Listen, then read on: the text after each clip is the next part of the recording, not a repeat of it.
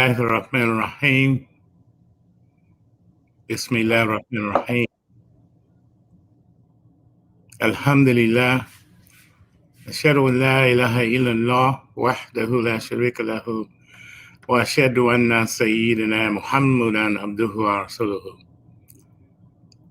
For this second Sunday, dear brothers and sisters, and special attention being paid to African American history,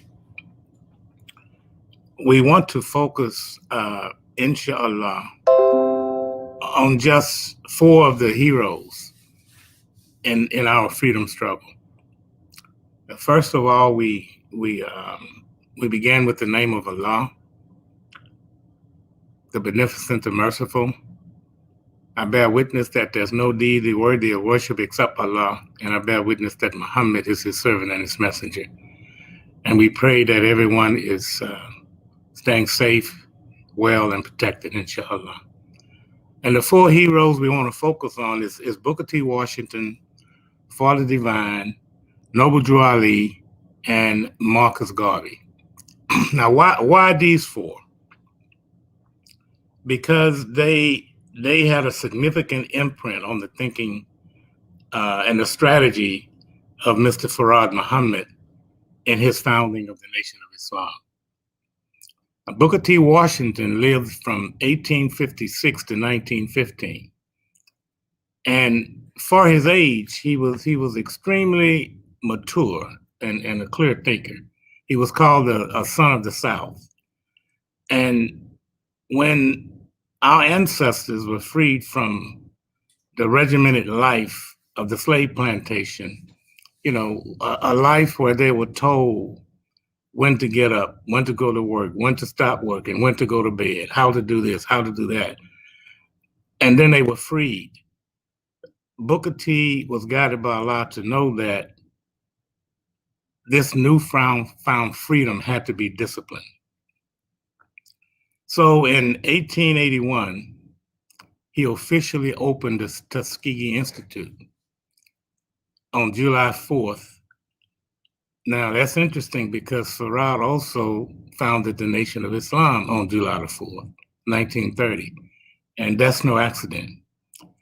Now, when Booker T. Washington arrived at the place of the Institute, he found nothing, no building, no land, and a shanty. It was called a shanty, a small building that was loaned to him by African American AME Methodist Church. Later, he borrowed money from Hampton Institute, where he attended, to purchase a 100-acre abandoned plantation. And the students that arrived made and sold bricks for a few years in order to earn money to build a classroom building, a dining hall, a girls' dormitory, and a chapel.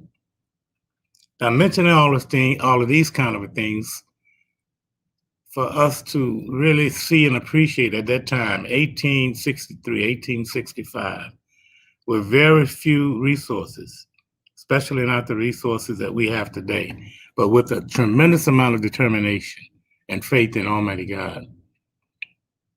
So how did he restrain this newly found freedom? He established what was called military-style drilling. All of the students, the boys and the girls. And this was 48 years before Farad did the same thing in the founding of the Nation of Islam. Students followed a rigid, disciplined schedule of study and work, arising in the morning at 5 a.m. and retiring daily at 9:30 at night. And they had to attend on Sundays services in the chapel that they built themselves. And most of the time it was Booker T. Washington that was addressing them on character and obedience to Almighty God.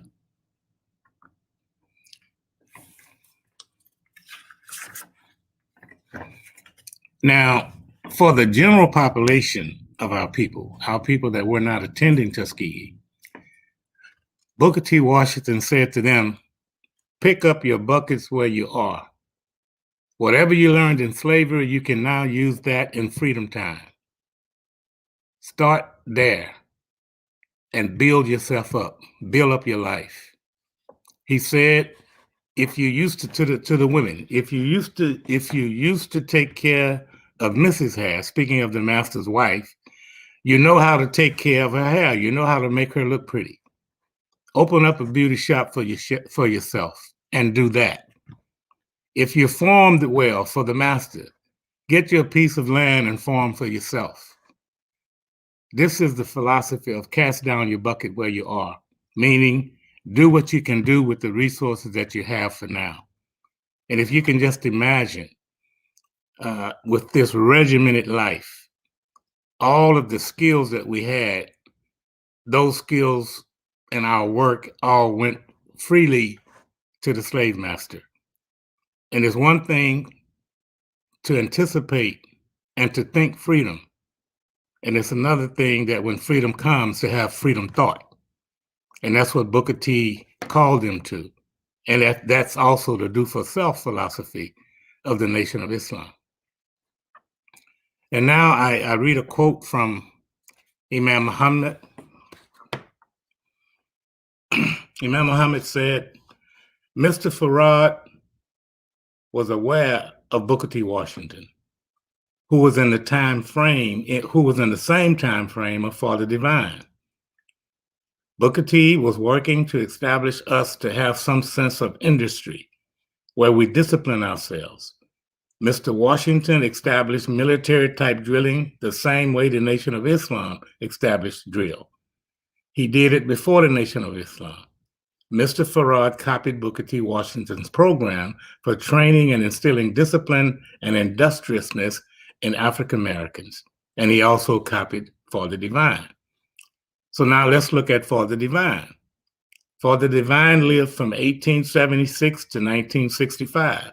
He came in a later era after Booker T. Washington. He was also known as Reverend M.J. Divine, or Major Jesus Divine. And he was known as, also they called him Messenger. In 1907, until his death, he was an African-American spiritual leader.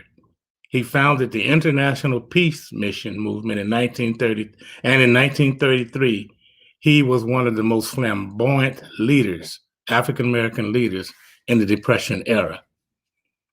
During this time, many African Americans were very dissatisfied with the way that God was presented to them, particularly in the image of a white man. So thousands of them joined the Father Divine movement. And he said to his followers, if you want to see Jesus, look at me. See, this is the introducing of the black Jesus. He was their messenger and he was Father Divine at the same time. And he used this kind of a thinking and philosophy to counter the way that God was presented to our people, and he presented himself as God in the flesh. Quoting Imam Muhammad again,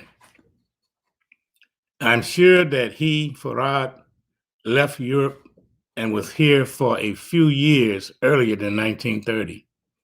I'm sure that he studied the ghetto in Detroit, and he studied what Black leaders were saying. He knew what they were saying, and he took it all in, and he tried to incorporate some of each one of them. The third leader we want to talk about is Noble Drew Ali.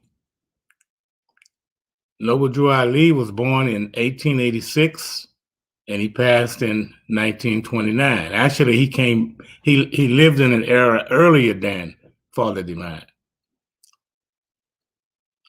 His name was Timothy Drew, better known as Noble Drew Ali. He founded the Moorish Science Temple of America. In 1929, he moved his organization to Chicago, where he gained a following of thousands and thousands of converts. Drew Ali taught that all African Americans were Moorish, that they had Moorish origins, but their Muslim identity had been taken away from them due to slavery and racial segregation. He advocated that they should return to Islam and to their historical spiritual heritage. He encouraged our people to call themselves Moor as opposed to Black, so that they would have a sense of identification. His teachings blended in with the prevailing Black nationalist movement at that time. W.D. Farad Muhammad, founded the Nation of Islam in Detroit in Michigan in 1930. Noble Drew Ali passed in 1929. There's even some writings that say that Farad presented himself as the reincarnation of Noble Drew Ali. And again, I quote Imam Waratuddin Muhammad, and may Allah be pleased with him. He said, obviously, Muhammad Abdullah, called Master Farad, studied Noble Drew Ali. He knew that Drew Ali identified with Islam in Asia. He told his followers, you are not African, you are Asiatic. Mr. Farad used the same language, the Asiatic Black man. He also copied Drew Ali's connection with Al-Islam. Drew Ali came just a few years before Farad. Noble Drew Ali established an organization he called the Moorish Science Temple. He used the word temple first, not Mr. Farad, but he didn't have the Quran like Mr. Farad had the Quran. Imam Muhammad also said, I know also that W.D. Farad studied Du Bois. He studied Booker T. Washington, and he studied the Jamaican Marcus Garvey. Those are the main ones he studied, and especially Noble Drew Ali. He put the fez on the head of the fruit of Islam, just like Noble Drew Ali used the same fez. Now we take a look at Marcus Garvey. He lived from 1887 to 1940. We know of him, he's called by some Black Moses. He was a Black nationalist leader and founder of the Negro World newspaper. He founded a shipping company called the Black Star Line, and he founded the UNIA, the Universal Negro Improvement Association, which in 1919 had a following of over 4 million members. This man, Marcus Garvey, was a dramatic and invigorating public speaker, and he was an author and a publisher. Mr. Farad took his cue from what was happening already.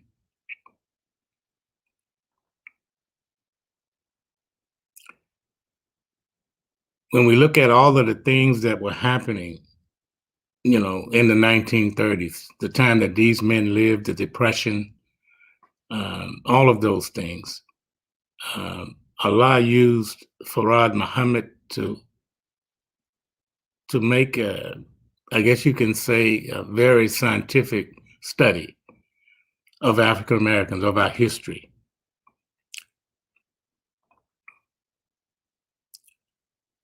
When we look at Marcus Garvey's call, it was called Back to Africa, one of his calls. And Imam Muhammad commented on that Marcus Garvey was not necessarily calling us to return to Africa. What he was telling us was bring your mind back to Africa. Study the land from which you came. Put your mind back in Africa. Don't buy the white man's picture of yourself. Don't buy the white man's opinion of you as a people. Put your mind back in Africa. Look at what we were taken from.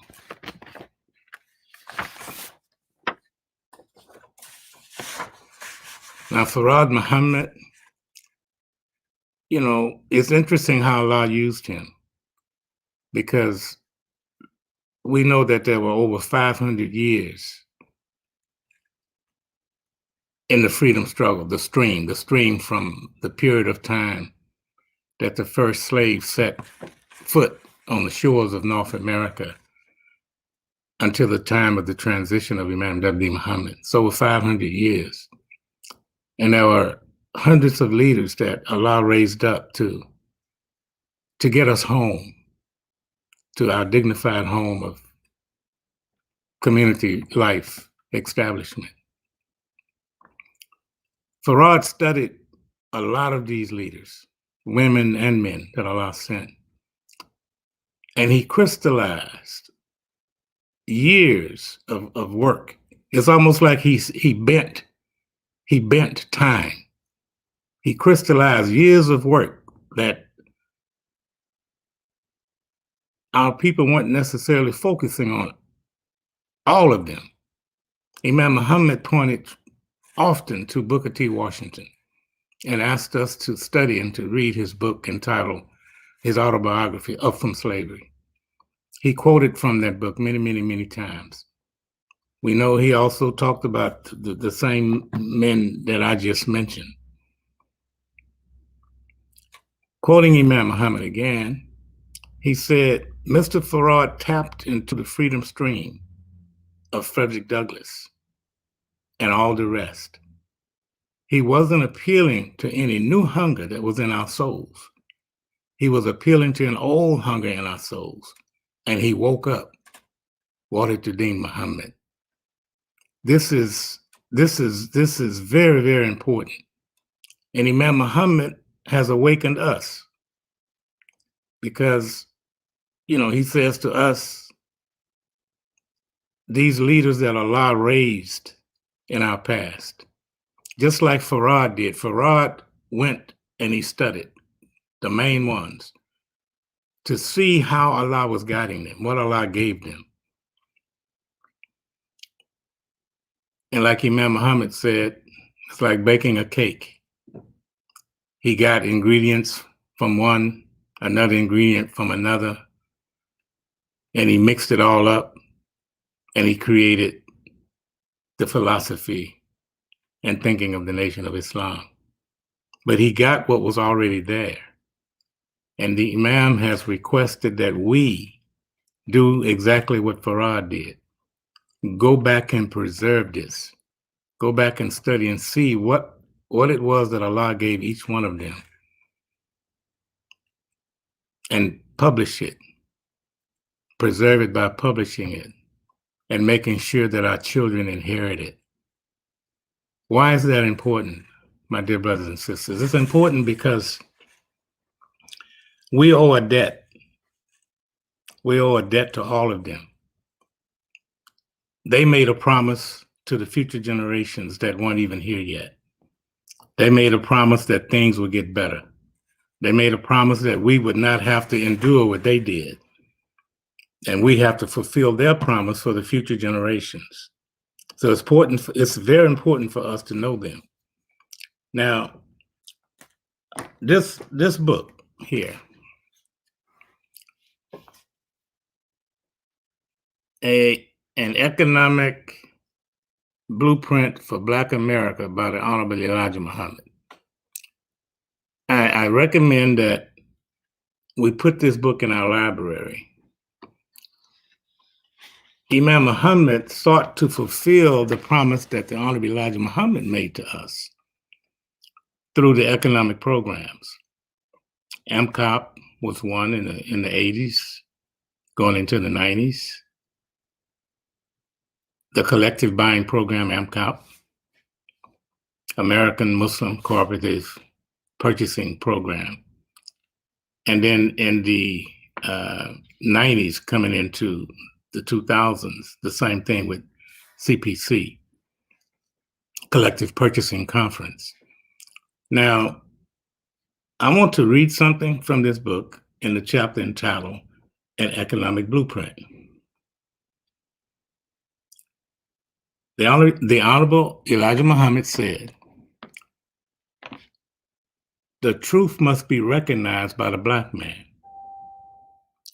He himself has assisted greatly in creating this serious problem of unemployment, insecurity, and lacking. He further said, if there are 6 or 8 Muslims with knowledge and experience of the grocery business, Pool your knowledge, open a grocery store, and work collectively and harmoniously. Allah will bless you with success. He said, if there are those with knowledge of dressmaking, merchandising, trades, maintenance, pool such knowledge. Do not be ashamed to seek guidance and instructions from the brother and sister who has more experience, education, and training than you have. Accept his or her assistance. This brings to memory that at the Ramadan sessions held by Imam wdm Muhammad, he always set aside time. He would tell us how much time was set aside for those at the Ramadan session to visit the vendors. And he said, get to know each other. Find the ones here that are here that have similar talents to you. And he gave an example.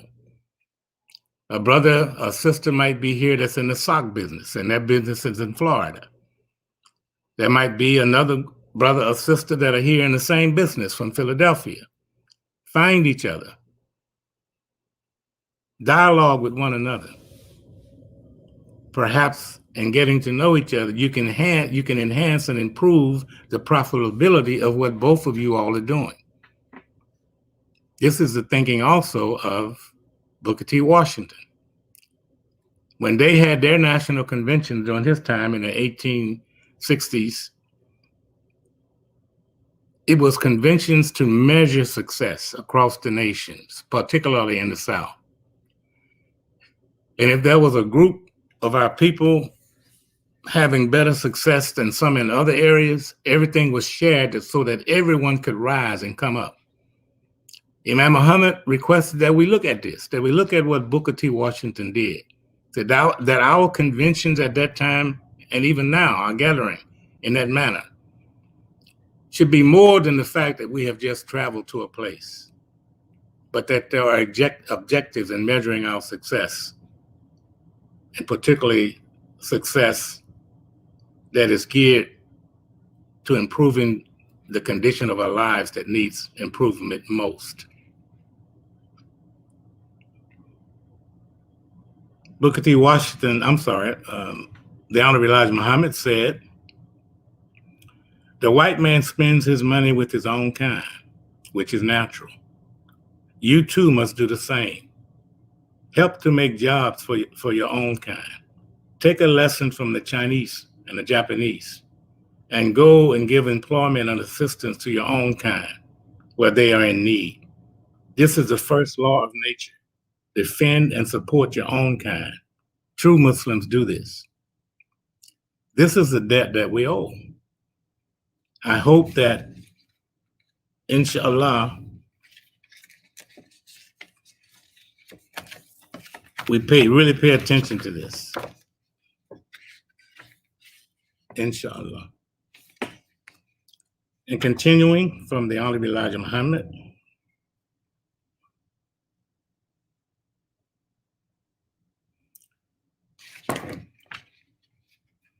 a true Muslim would never boycott the place of a business of his fellow Muslim or Black brother. A true Muslim is proud of the success of his Black sisters and brothers. He recognizes that their success is his success. He recognizes the law of Islam. If one brother has a bowl of soup, you have half of that bowl of soup. Prophet Muhammad, there's a hadith that basically says the same thing. So again, this is what Imam Muhammad was asking us to do, to encapsulate, to go back and capture the wisdom of the ancestors that have preceded us. Again, this book is entitled An Economic Blueprint for Black America by the Honorable Elijah Muhammad from the Department of Supreme Wisdom. It's available on Amazon. This is African American History Month, so inshallah, we'll engage ourselves in a lot of reading, inshallah, about our history. Another book, this one is on Marcus Garvey, entitled Selected Writings and Speeches of Marcus Garvey. Selected Writings and Speeches of Marcus Garvey. I want to read something from this book also.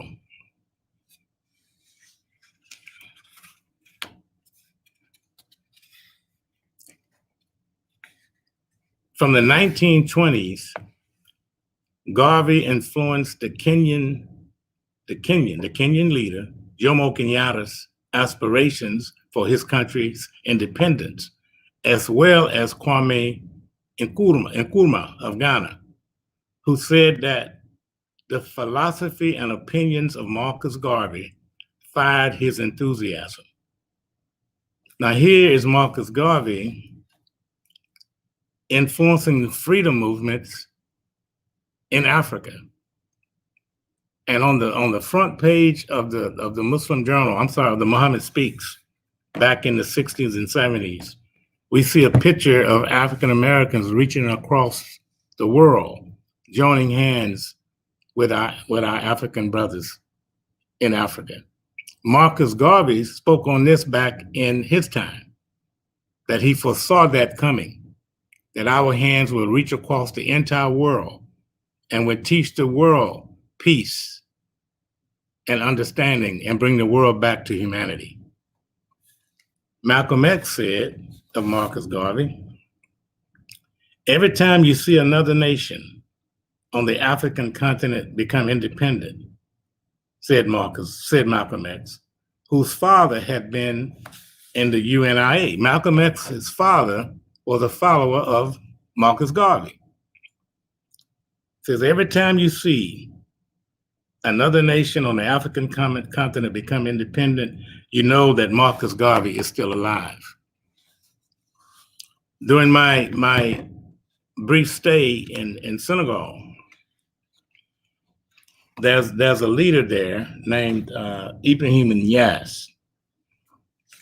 Ibrahim Niasse. He's the founder of the Tijani movement there in Senegal and also West Africa.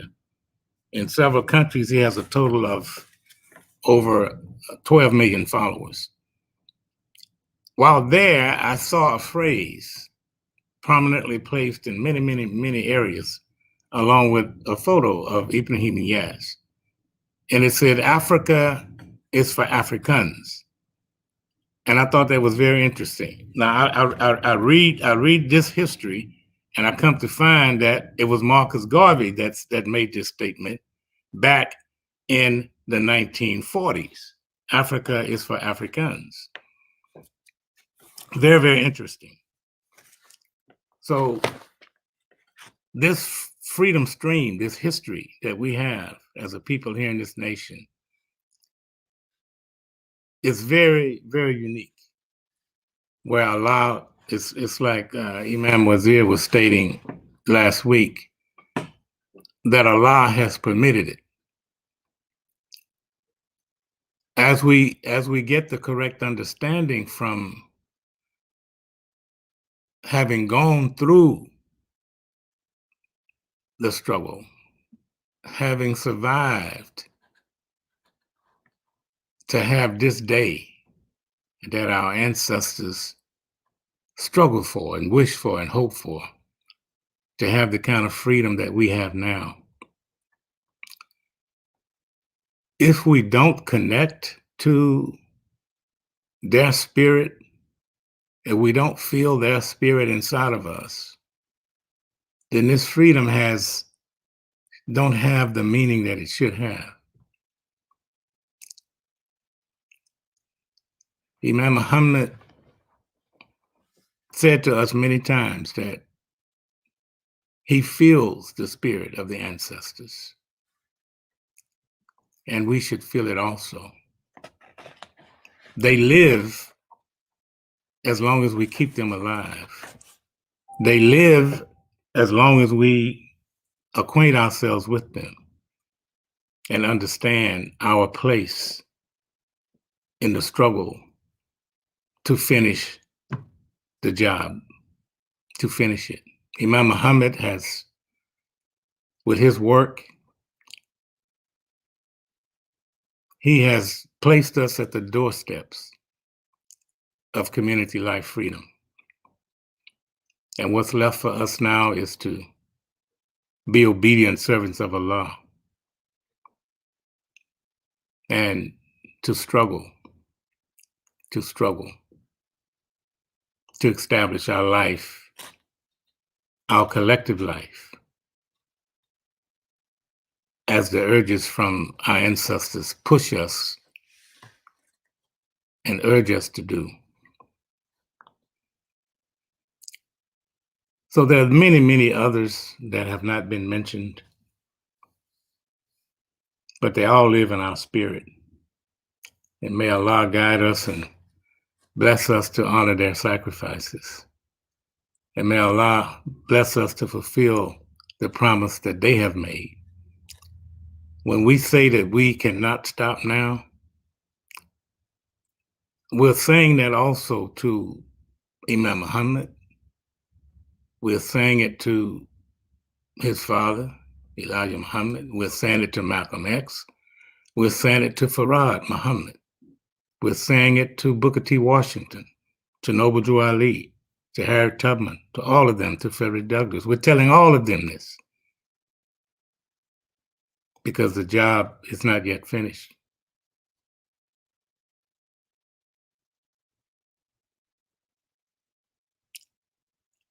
I will read this in closing.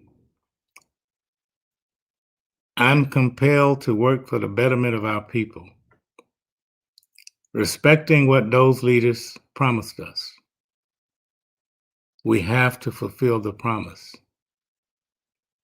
It's not done by one generation only, and then they die, and it's left to the next generation. We have to fulfill the promises, and we will with the help of Allah, inshallah. I know this is Allah's will that we fulfill these promises. The promises of the Honorable Elijah Muhammad, we must fulfill those promises. This is a statement from Imam W. Muhammad. Focusing on it's not done by one generation only, then it dies and it's left to the next generation. This is saying to us that there's a consistency, that there's a continuum, that each generation is not necessary to reinvent the wheel or to grapple about what direction should be taken in any particular initiative. It's already written. We simply have to tap into it in the same way that Farad Muhammad tapped into it. May Allah forgive him any faults and reward. He has rewarded his intentions. Actually, we see it. His intentions have been rewarded. May Allah forgive him. May Allah forgive all of those, any mistakes that they have made in bringing forward, seeking to bring forward a better life and a better condition for us, dear Muslims. We thank you for this opportunity to have addressed you, and I pray Allah that this month we go to our libraries and take out the books and spend time reading and sharing with our families, with our children. The book, Booker T. Washington, Up from Slavery, I just ordered another one. I gave the one I'd had for years to my granddaughter. She has an interest in African American studies. But I strongly recommend ordering that book. Booker T. Washington, as I said early on, in his youth, was an extraordinarily mature person. And even though his methods during his time were not were not readily accepted by some of the other leaders who thought he was being too compromising. But he understood the condition of a nation in the South, still healing from the wounds of the Civil War. The white citizens of the South losing their slaves and having been defeated.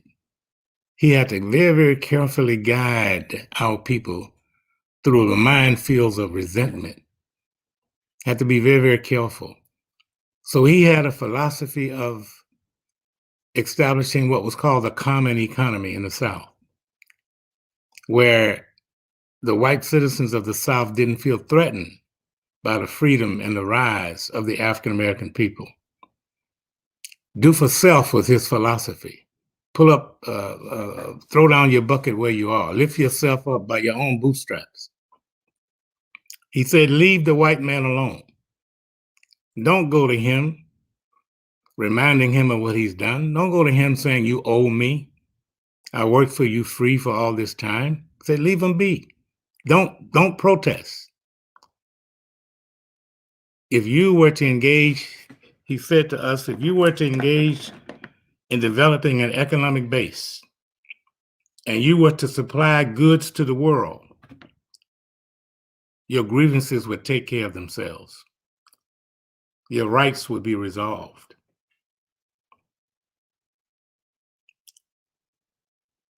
Some historians, some writers, they call it a lost legacy in looking at the thinking and the methodology of Booker T. Washington. Why do they call it that? Because so many of our people have abandoned this type of a thinking. And the protest movement came in. This do for self and pull yourself up by your own bootstraps, throwing down your bucket where you are, is preserved and crystallized in the teachings of Imam W. Muhammad, and also in the teachings of his father. And that's a result of the works of Farad Muhammad. But also, again, he tapped into the freedom stream, things that were already there, things that were moving in our people. So we get to know ourselves, our history, then we can appreciate more what Farad Muhammad did. So dear listeners, my brothers, my sisters, please stay safe. May Allah guide us, protect this movement. Forgive us our faults. Ameen. Assalamu alaikum wa rahmatullahi wa barakatuh. Wa alaikum assalam wa rahmatullahi wa barakatuh. Thank you, Imam Fahmi Al-Uqda, Alhamdulillah, for that wonderful presentation and those historic gems.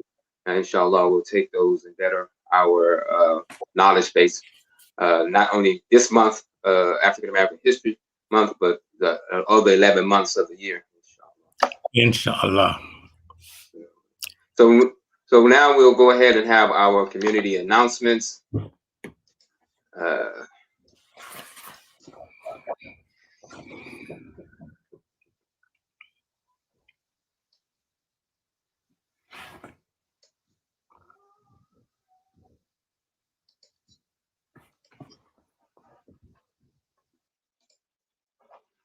As always, we have our Ta'aleem public address every Sunday at 1:30 p.m. live stream on Facebook and on YouTube. So you can join us every Sunday at 1:30 p.m. During the month of African American History Month. We'll have special presentations related to African American history. So we ask that you please join us every Sunday, 1:30 p.m. Our Jummah is every Friday at 1:30 p.m. live stream on Facebook, masjidwdm, YouTube, masjidwdm, and on Masjid Al-Quran Mercy Community Center Facebook page. That's every Friday at 1:30 p.m. Also, we do have, okay, we've already mentioned this right here, but it bears mentioning again. Please join us this Sunday, every Sunday at 1:30 p.m. Also, your zakat and your donations are needed. Ways to donate: you can go to our website, masjidwdmohammed.com. That's masjidwdmohammed.com, or you can go to Zelle bank account, or you can PayPal us, masjidwdm, or you can use the cash app $masjidwdm. Your zakat donations are also needed for Masjid Al-Quran Mercy Community Center, and you can donate by going to www.mercycc.org/donation. The new Muslim orientation class is every Sunday at 3 p.m. So you can join by clicking on tiny.cc/N new M Muslim C class. Sisters Hanukkah is every second and fourth Saturday from 7:30 a.m. to 9:30 a.m. This is sisters only. For more information, you can email Sister Salima Cogdill at gmail.com. That's Salima Cogdill at gmail.com for information on Sisters Hanukkah. We are continuing to have our fundraising donor wall fundraiser for the Ibrahim Kamaluddin Community Center. This is a way to memorialize your name, your family name, with one of the 99 names of Allah. So you can go to tinyurl.com/MWDM donor wall. Brothers meeting happens every third Saturday of the month from 7 a.m. to 9 a.m. Brothers only meeting, you can click on tiny.url/WDM Brothers. Al Farouk Media Productions, Islamic Publications and Artifacts. Imam Eugene Farouk has the commentary on selected verses of the Holy Quran by Imam Wafiq Muhammad. You can get more information on that by contacting Imam Eugene Farouk. That is concludes our public address. Be on the lookout for more information concerning Ramadan and what will be taking place during the month of Ramadan, as far as the virtual Eid prayer, virtual Eid celebrations, and those things related to Ramadan. Assalamu alaikum wa rahmatullahi wa barakatuh.